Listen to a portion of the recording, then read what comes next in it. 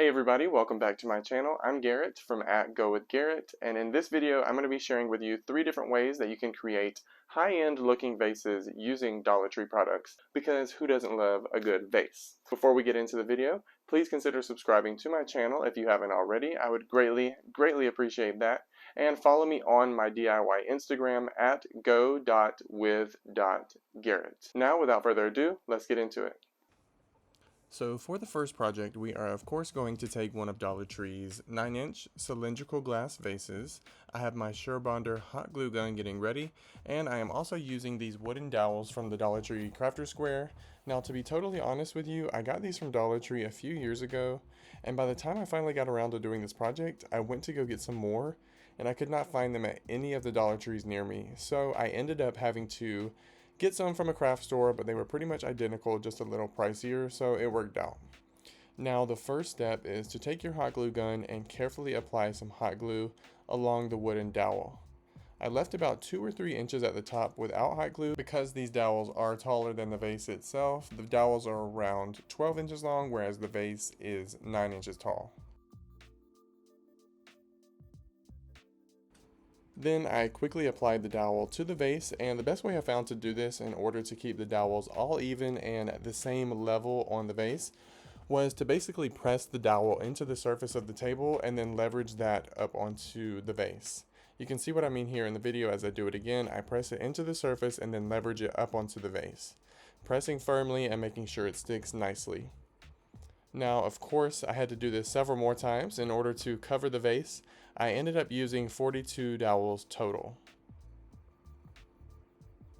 Once that step was complete, I took the vase outside, and honestly, I really liked the way it looked with just the dowels on it, and I was tempted to leave it that way, which you can of course do if you try this project, but I felt I might as well get a little more crafty with it, so I took this black spray paint in a satin finish by Rust-Oleum and gave the vase a thorough coating. And here is how it turned out. I love it on my dresser against my black walls and with some greenery and other decor pieces.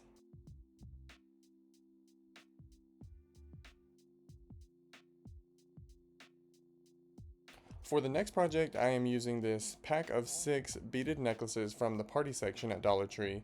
I popped off the part that holds the necklace together, and then I actually put a towel down because I found that to be helpful in keeping the vase from rolling around. Then I started to carefully apply hot glue around the base of the vase, and quickly after that I applied the necklace on top of the hot glue, applying pressure to make sure it sticks and letting the hot glue dry. I did short little sections to make sure everything was clean and secure, and here's how it looked after the first go round. Now, I didn't waste any product here, so if I ran out of necklace on one go round, I just plugged in the next one, or if I had too much for one go round, I cut it off and then used it to start the next strand, and it made for a very seamless look.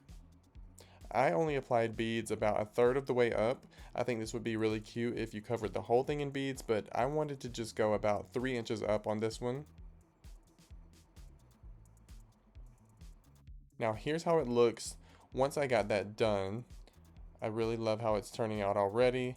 Next, I took the vase outside. Quick scenery change here as I was at my parents' house for a few days, and you can see my baby Dolly in the back.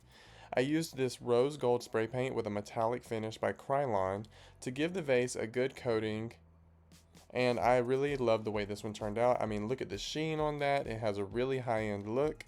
I threw in some big branches for some drama, and overall, I think this one has a great look to it.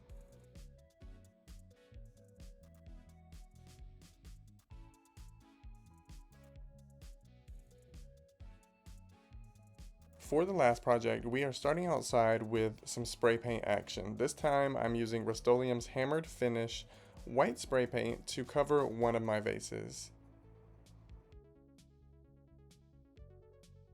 And voila, here's how it looks after being thoroughly coated.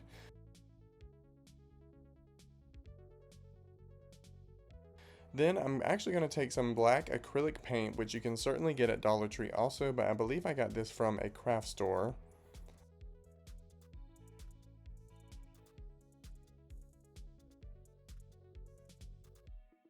Then I'm taking one of these sponge brushes that you can also get from Dollar Tree, and I actually cut off the angled end of the brush so that I could have a flat, skinny rectangular sponge to work with. And the rest is super simple. I just dabbed the sponge into the black paint, I made sure not to have too much on it. I didn't want it to get too runny or anything like that. And then I just dabbed the sponge onto the vase, starting at the top and making sure I get a nice imprint there. If it smudges a little, it was super forgiving and wiped off very easily. And then I just kept doing this on the vase in a diagonal pattern until I got to the bottom, and then I started back at the top and did it a few more times until the whole vase was covered and it had this overall uniform look. This would be super cute with different colors. I should have thought of that before I did this, but I think this has a retro look to it and it turns out really cute. Here's how it looks once I got that pattern done. And this is it after it dried. I popped some greenery into this one as well, and I love how it looks on this shelf beside my bed.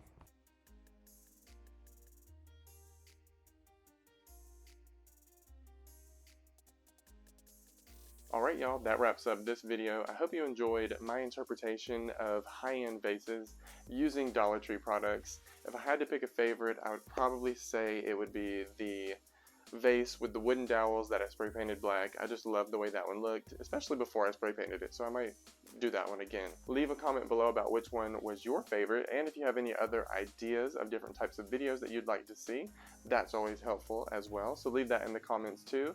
If you like this video, please hit the thumbs up button, and as always, consider subscribing to my channel. I would greatly appreciate that. Thank you so much for watching, and I'll see you in the next one.